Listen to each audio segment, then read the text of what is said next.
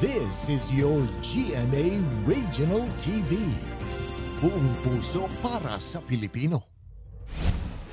Mga balitang angay at angan sa One Mindanao. Kapin 200 ka individual. Wala nagipapauli sa ilang mga balay sa Marilog District, Davao City tungod sa peligro sa landslide.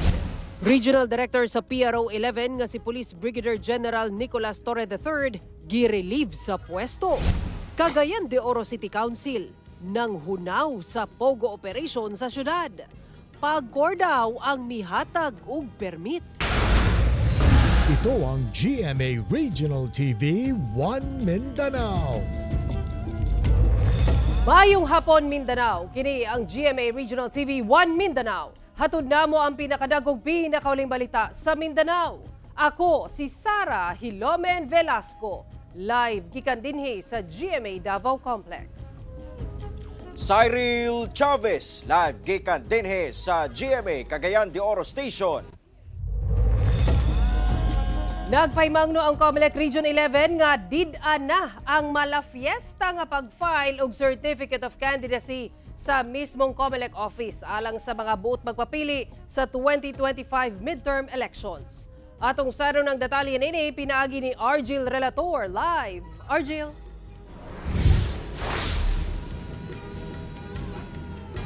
Sara sa Davao City gawas sa mo kandidato, tululang sab ka mga supporter ang tugtan sa COMELEC nga makauban sa pag-file og COC diha sa COMELEC offices.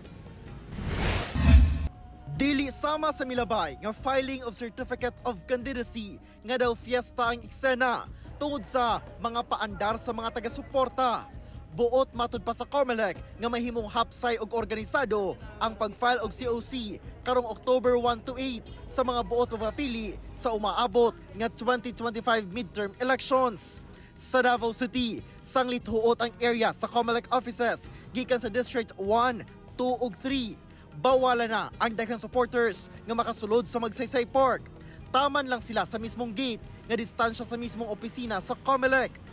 Tululang ka mga taga-suporta ang mamahimong muuban sa mo-file og COC sa COMELEC office. Dinha sa Davao City, ang ilang tikuan is pwede sa gawas sa park. Oo, daghang tao, wala problema. Pero ang pasudlo nila is up to 4 lang. Isa ka kandidato o tulo ka kanang companions. Hitsas na sab ang seguridad nga ipatuman sa Davao City Police Office. Sobra 200 ka mga pulis ang pang-deploy sa 8 ka adlaw nga filing of COC. Apan hangyo sa kapulisan, nga likayan na lang sa mga kandidato nga mag-uban og daghang supporters. And then for the filing of COC, sir, sa COMELEC na atay 230 PNP personnel nga maghatag og seguridad. Sir, na ma-maintainer nato ang kahapsay kalinaw during the filing of COC. Sara, alas 8 sa buntag hangtod alas 5 sa hapon ang filing of COC. Lakip ang weekend diha sa COMELEC offices ug panawagan sa mga kandidato nga kumplitohon na daan ang isumite nga mga requirements aron nga dili madilatar ang pag-file og COC. Sara. Daghang salamat Argil Relator. Girelieve sa pwesto si Police Regional Office 11 Director Police Brigadier General Nicolas Torre III. Si Torre na ang acting director sa Criminal Investigation and Detection Group epektibo karong adlaw, Setyembre 25, tuig 2024. Na-promote siya sa 2-star posisyon. Sa mando nga gipakanaog sa PNP headquarters kagahapon, si Police Brigadier General Leonor Victor Rosete na ang muhulip kang Torre isip bagong Regional Director sa PRO 11. Siya ang kaning hepe sa Southern Police District. Na-assign si Torre sa Davao Region ni atong Hunyo 15 ug siya ang nanguna sa pag-serve sa arrest warrant batok kang Pastor Apollo Kibuloy sulod sa Kingdom of Jesus Christ Compound. Kinsa na kustodiya na sa otoridad ni atong Setyembre 8. Ana sa 30 million pesos nga kantidad sa smuggled nga sigarilyo ang nakumpiska sa Naval Forces Eastern Mindanao sa Davao Gulf. Pakyas nga ma-unload sa Panabo City, Davao del Norte ang anaa sa 800 ka karton sa gingong smuggled nga sigarilyo nga sakay sa usa ka motor bangka dihang naharang sa otoridad sa Davao Gulf nga sakop sa Samal Island Lunes sa gabi. Nagapaygayon matud pa og maritime patrol ang mga personay sa Naval Forces Eastern Mindanao o NFEM dihang ilang nakita ang maong bangka nga dunay 11 ka crew on board nga gikan matud pa sa Hulos Sulu. Wala matud pa'y mapresenta nga dokumento ang kapitan sa maong barko sa ilang kargang mga karton sa sigarilyo nga mobalor sa 30 million pesos. Gipadala una sa Kampanakan Hospital ang mga crew alang sa medical assessment. Una sila giendorso sa Police nga maoy mopasaka og tukmang mga kaso. Ada na sab sa kustodiya sa Bureau of Customs ang mga karton sa sigarilyo. Sobra semana na nga nagtinir sa evacuation center ang anaa sa 78 ka pamilya sa barangay Salaysay, Marilog District, Davao City tungod sa kadelikado sa ilang gipuy-ang sityo sa pagdahili sa yuta. Nagpabilin pa sa evacuation center sa barangay Salaysay Gym ang 78 ka magbanay nga gilangkuban sa dulan 200 ka individual tungod sa hulga sa pagdahili sa yuta. Sukad sa nakalawang semana, girekomenda sa Davao City Disaster Risk Reduction and Management Office ang pag-evacuate sa mga residente sa sitio Masawang tungod sa nakit-ang liki sa bukid. Human ang sagunson nga pag-ulan. Wala pa sila gitugutan makauli hangtod sa karon. Hinoon gitugutan silang makaadto sa ilang purok alang sa pag-uma aron dili usab maapektuhan ang ilang panginabuhian. Samtang parayon usab ang paghatod ginabang sa lokal nga panggamhanan sa mga apektadong residente. Gipangitaan na sa bugluna sa Barangay Council ang mga apektadong residente aron aduna kini temporaryong kabalhinan. Mga sobra na sila semana diri. Gumikan aning craft bitaw diri sa ibabaw sa ilahang ipuy-an resityo Masawang. So ni-declare ang taga city nga dili gyud sila pa balikon dito kay kung sige gulan agit intensi nga matabunan ang ibuok sityo. Giklaro ni Police Colonel Lemuel Gonda, kinsa hepe sa Regional Anti-Cybercrime Unit 10, nga wala kini relasyon sa ginaimbestigahan nga negosyanteng si Tony Yang. Samtang gipasabot sa Cagayan de Oro City LGU ang pag-aproba niini sa pagsulod sa Pogo sa syudad. Ani ang report. Atol sa Senate hearing adlawng Martes, mahitungod sa Pogo operation sa nasod, usa sa mga giimbestigahan si Cagayan de Oro City businessman Tony Yang nga giingong nalambigit sa illegal Pogo operations. Dinhi gipakita sa Senadora Risa Hontiveros ang mga hulagway ni Yang uban ang pipila ka mga dagkong opisyal sa PNP. Lakip na niini sina kanhi PNP Chief o Pro 10 Regional Director Police General Benjamin Acorda Jr., kanhi Pro 10 Director Retired General Lawrence Coop, kanhi Kokpo Director Police Colonel Aaron Mandia ug kasamtangang Regional Anti-Cybercrime Unit 10 Director Police Colonel Lemuel Gonda. Giklaro ni Colonel Gonda nga ang maong mga hulagway kuha ni adtong Marso sa milabayng tuig sa gihimong event sa Cagayan de Oro City LGU nga mao ang pag-ila kang former President Rodrigo Duterte og Senator Bongo isip mga adopted sons of Cagayan de Oro. Matod ni Gonda, igo lang kuno miduol kanila si Yang niadtong higayuna ug nagpahulagway. While the activity is going on, ulat mi mahuman, nigawas na si Sir madto sa CR, so nakita mi dito nagpa-picture siya sa amo. Hagit karon sa opisyal kang Senator Risa Hontiveros og sa iyang research team nga tarungon og eksplikar ang mga hulagway una ipubliko. Sanglit aduna kini epekto sa ilang kinabuhi isip pang opisyal sa PNP lakip ang ilang pamilya. On a personal relationship nga amigo mo na ba? On other personal kanang amigo or dai connection, wala matay connection ana sa iya. Nagsumite na sab og affidavit si Gonda sa PNP headquarters isip pagpaklaro sa maong litrato. We are in the uniform service and we stand for our motto, no? Service, honor, and justice. If there are bad eggs, it's only the little, kunti lang yan, just like a family or whatever organizations. Ginasuwayan pa sa GMA Regional TV nga makuha sab ang pahayag sa uban pang PNP opisyal nga anaa sa mong hulagway. Samtang, giklaro sab sa Cagayan de Oro City Council nga tuod niadtong tuig 2017, nakaduso sila og resolusyon sa pagtugod sa pagsulod sa Oro 1 Incorporated isip service provider sa Philippine Offshore Gaming Operations o POGO ilawom sa PAGCOR. Sigon ni Councilor Retired General Romeo Caliso nga niadtong panahona wala sila'y nakita nga daotang lihok sa mga POGO, labi pa nga aprobado kini sa PAGCOR. So para sa Iril, wala mang mga reported nga kanang involvement sa POGO that poses a threat to security. So, hindi, total sa akong committee sa Committee on Public Order, Public Safety, wala mami nakuha yun. Huwag na mo nag-discuss to parang pogo as a threat. No? Kauban si Jaybert Pairat sa kamera. Ako, si Cyril Chavez para sa One Mindanao. Ito ang GMA Regional TV 1 Mindanao. Pipila ka mamaligyaay sa dry goods ug variety section sa Agdao Public Market sa Davao City nanawagan sa lokal nga kagamhanan nga tugutan silang makabaligya sa ubos nga bahin sa palengke. Ang detalye niini sa live report ni John D. Esteban. John D.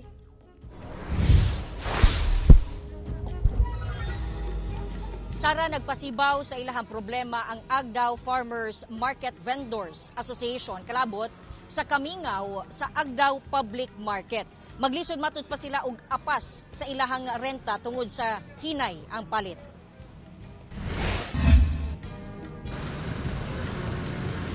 State of the art nga palengke sa Davao City ang Agdao Public Market. Labing unang palengke sa syudad nga dunay walkalator, elevator ug mga nindot nga pasilidad. Apan luyo sa kanindot sa palengke, mawang yangungo sa mga mamaligyaay, labi na sa dry goods o variety section nga nakapwesto sa second floor. Sumala ni Ligaya Uba, ang presidente sa Agdao Farmers Market Vendors Association, naghangak na sila sa pag-apas sa bayronon tungod sa kamingaw sa palengke kay hinay ang palit.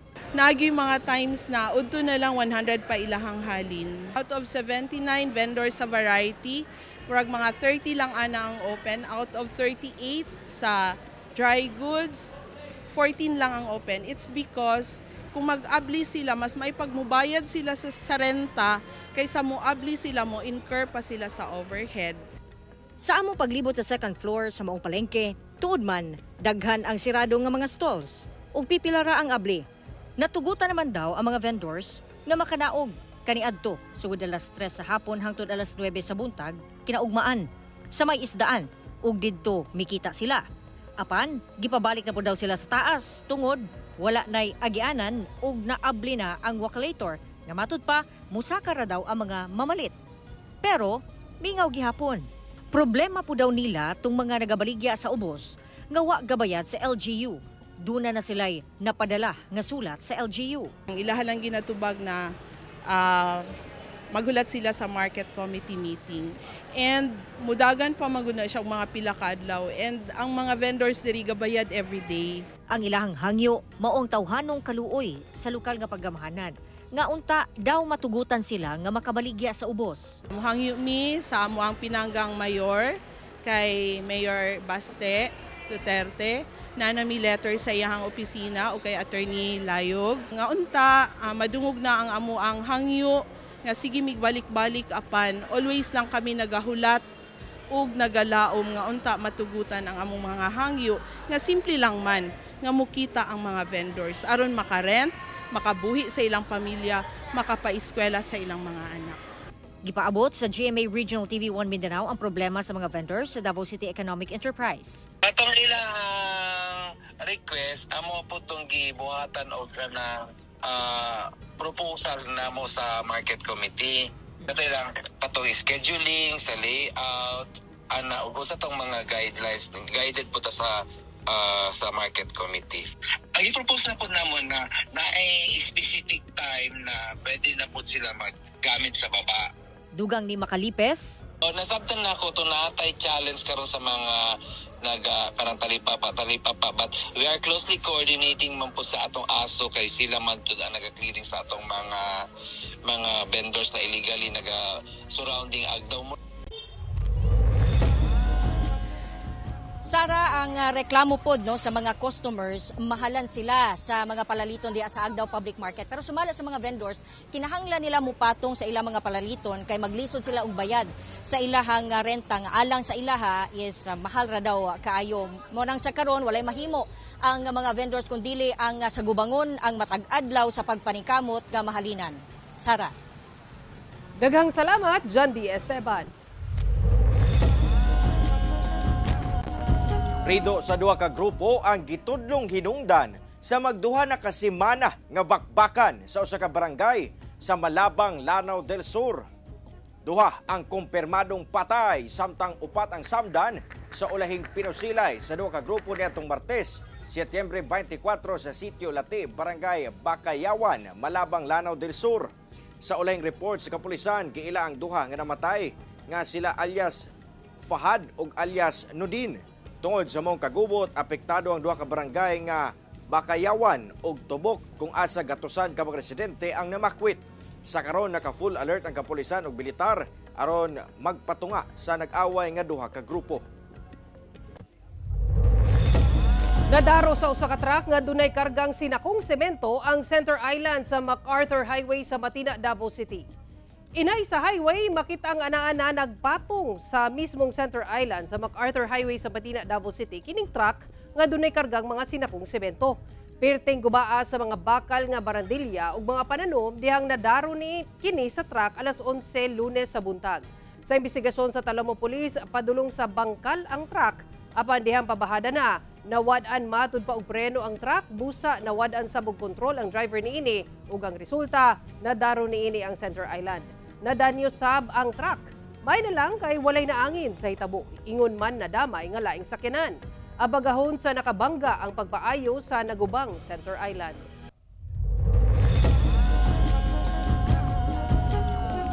Kaya nagkaduol na ang Kapaskuhan, subling nagpahinungdom ang Department of Trade and Industry o DTI ngadto sa mga mamalitay nga pangitaon ang product standard o PS mark sa paliton nga Christmas lights aron makasiguro sa kalidad niini. Ang detalye sa report ni Efren Mamak. Karon pa lang, nag-display na og Christmas lights kining usa ka tindahan sa Magsaysay Avenue, Barangay South, General Santos City. Sumala sa usa ka sales officer niini, gawas sa solar Christmas lights. Halinon gyapon ang Christmas lights nga de kuryente. Hinuon gipaniguro nila nga luwas ang ilang baligyang Christmas lights sanglit duna kini product standard o PS mark. Buot pasabot, nakapasa kini sa kinahanglang kalidad sa Christmas lights. Mga solar, pwede din sa kuryente. Meron po siyang certified safety na nasa iyang karton. Sumala sa Department of Trade and Industry kung DTI General Santos City, importante gayud nga tan-awon ang PS mark sa mga produkto, ilabi na ang Christmas light. Please consider tanawon ka na gani may PS mark, no? Meaning nakapasa sa standards, and it was inspected kasi for your protection man na siya. Gawas sa pagsuta kung dunay PS mark, dunasay tip ang DTI sa mga mamalit o Christmas lights aron malikay sa sunog.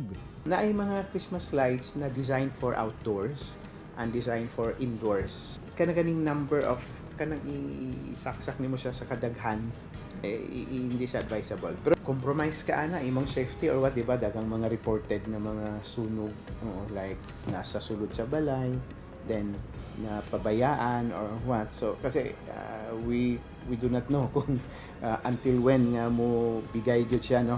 Nakatakda sab nga magpaygayon og monitoring and enforcement ang DTI sa matag tindahan nga nagabaligya og Christmas lights sa dakbayan. Ang mga mulapas posibleng ma-issuean og notice of violation og posibleng ipang pull out ang ilang mga baligyang Christmas lights. Kauban si Gary Balantay og Bong Vicencio sa kamera. Ako si Efren Mamak para sa One Mindanao. Gihimugatan sa Office of the Presidential Advisor on Peace Process, Reconciliation and Unity kon OPAPRO ang pagbaton og kalinaw sa komunidad pinaagi sa local peace engagement atol sa gipaygayng media orientation sa General Santos City. Ang detalye sa report ni Efren Mamak. Pero pag mga deadcon stories na. Gipaambit ngadto sa mga miyembro sa media ang kamahinungdanon sa conflict-sensitive journalism nga nakatutok sa patas ug saktong pagbalita sa komunidad. Kini atol sa media orientation kalabot local peace engagement nga gipangunahan sa Office of the Presidential Advisor on Peace Process, Reconciliation and Unity kon OPAPRO nga gipaygayon sa General Santos City.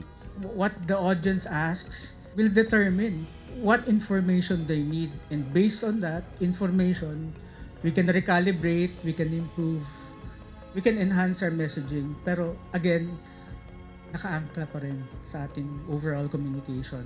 Atol sa aktibidad, nagpadayag sab sa iyang kasinatian isip kan ni rebelde sa Region 12 ang 25 anyos nga lalaki. Sumala niya, Mibalik na matud pa siya sa sabakan sa gobyerno, gumikan sa mga maayong programa, sanglit lisod kuno ang kasinatian isip miyembro sa communist terrorist group. Grabe ang sakripisyo na imuang ihatag para sa imuang pagtuo nga baguhon ang katilingban. O diha na sakripisyo ang imuang oras, ang imuang panahon, imuang pangarap, imuang kinabuhi. Ningkamot ko, naga-part-time ko mga trabaho. Makasustento sa akong pag-eskwela bitaw. Nangandoy po ko na makahuman, makatrabaho og desente na trabaho. Sumala sa Philippine Information Agency, ang pagwakli sa insurgency sa usa ka lugar mamahimong paagi alang sa paggabot sa kalambuan. Dakong tabang matud pa ang media sa pagbato niini. We need to really get the public's acceptance na bakit ba natin ginagawa yung peace process ito na on the local level. Kasi tagal na eh.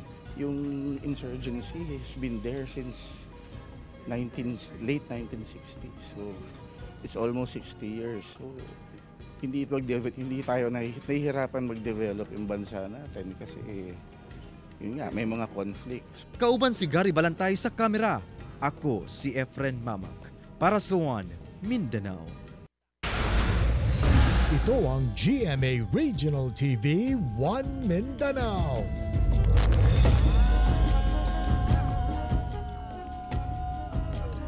Nadiskobrehan sa mga personahe sa DENR Region 12 ang upat ka mga bulak nga Rafflesia verrucosa nga gikonsiderang critically endangered species sa Mount Matutom sa Tupi, South Cotabato.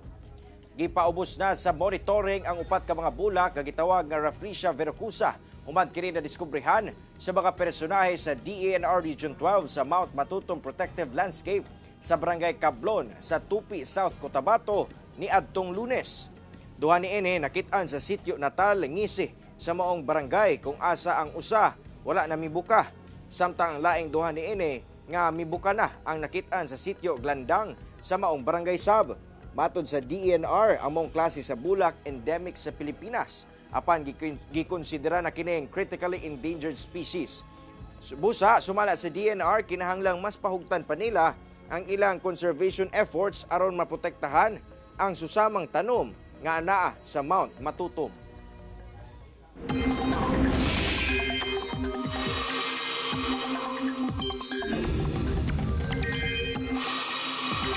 Mga kapuso, maniguro na lang og dala og payong ilabi na karong makasinati og init nga panahon sa buntag apan dunay mga pag-ulan sa hapon. Walay na monitor nga low pressure area o bagyo sa sulod sa Philippine Area of Responsibility. Busa lauman ang maayong panahon sa nakumbahin sa nasod. Apan dunay gihapoy mga pag-ulan nga dala sa easterlies ug localized thunderstorms ilabi na sa hapon. Base sa forecast sa Metro Weather, dunay tsansa sa ulan sa Zamboanga Peninsula, Northern Mindanao, Barm, Caraga ug Davao. Posible gihapon ang kusog nga pag-ulan, busa mahimong alerto gihapon sa mga pagbaha o landslide. Subling nagpahinomdom ang COMELEC sa General Santos City sa mga buot magparehistro nga himuon na kini una ang ulahing adlaw sa voter registration sa September 30 aron malikayan ang taas nga linya. Ano ang report ni Efren Mamak? Mismong ang anak nga si Elisa Kalubay na ang naga-fill out sa voter registration form sa iyang 89 anyos nga amahan atol sa voter registration sa COMELEC sa usa ka mall sa Barangay Lagaw, General Santos City. Sumala ni Elisa, buot sa iyang amahan nga bisan sa iyang edad, makarehistro gyapon aron makaboto. Dili man siya kita, di na po siya kay kadungog. Ako na lang nagkuan, lihok sa iyang papel. Marehistro lang siya. Gipahimos lansab ni Carlo Bernal ang maong panahon aron usabon ang sayop nga informasyon sa iyang record aron makaboto sab alang sa umaabot nga 2025 midterm elections. Correction sa kung pangalan para dili na mahimong kang koloro mo. Gusto na po na ako makabutog makatabang po na. Pipila lang sila sa mga midagsa karong ulahing semana sa voter registration sa COMELEC. Gani kamatikdan ang taas nga linya. Busag iawhag na sa COMELEC ang mga magparehistro nga himuon na kini mientras sayo pa. Aron malikay sa taas nga linya, lakip ang cut-off atol sa deadline sa voter registration sa Lunes, September 30. Kini ilabi pa nga wala nay extension ni ini. Advice lang sa mga magparehistro pa. So dili na ta magpaabot sa last day of registration kaya ang ato ang cut-off is mag-start atong registration sa last day of registrations on September 30 is 8 to 5 o'clock in the afternoon lang. So 3 o'clock in the afternoon, mag-cut off na mi ana kay because mag-submit may report and pero ang volume sa tao kung kinsay first come first serve from 8 to 3 o'clock, ihumano na muna siya. Sa tala sa COMELEC, gibana-bana ang mabot na sa kapin 20,000 ang mga botante nga nakaparehistro sa ilang buhatan. Kauban si Gary Balantay sa kamera. Ako si Efren Mamak para sa One Mindanao. Dakpan ang duha ka drug suspect nga nakuhaan og kapin 7 million pesos nga kantidad sa illegal nga droga ato sa drug buy-bust operation sa Zamboanga City. Wala na makapalagba ang 24 anyos ug 26 anyos nga mga lalaking suspect uban mapalitan og gingong shabu ato sa buy-bust operation sa Zone 5A Barangay Divisoria, Zamboanga City Martes sa hapon. Sumala sa PIDEA na ay nakuha gikan sa mga dinakpan ang 1 kilo sa gituang shabu nga nagkantidad og naa sa 6.8 million pesos. Nakuha sab gikan sa mga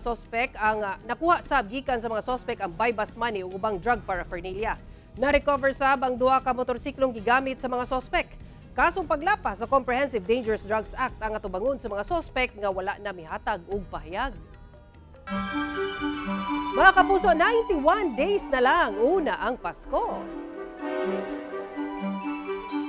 O kanto ang mga ulahing balita sa Mindanao karong adlaw. Mamahimo ninyo kining makita pag-usab pinagi sa pagbisita sa official website sa GMA Regional TV o bisitaha ang among official YouTube channel o i-click ang subscribe button para sa pinakaulahing balita.